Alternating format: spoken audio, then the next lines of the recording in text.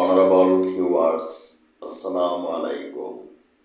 বিশ্বের যে প্রান্ত থেকে আমার আজকের সংবাদ শিরোনাম অনুষ্ঠানটি দেখছেন, digital biochemic medical science research ইনস্টিটিউটের পক্ষ থেকে হেলথ নিউজ টিভি চ্যানেলের সকল দর্শক শ্রোতাদেরকে জানাচ্ছি আন্তরিক অভিনন্দন।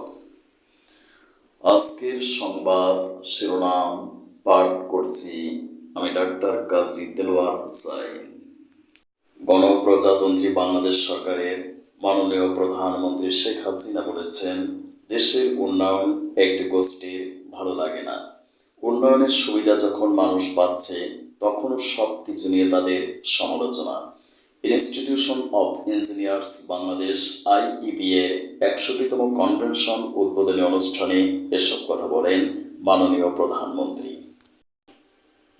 আমাদের দেশে কিছু কিছু মানুষ আছেন, আপনি যাই করেন কিছু ভালো লাগে না, কিছু ভালো লাগে না, গোষ্ঠী আছে।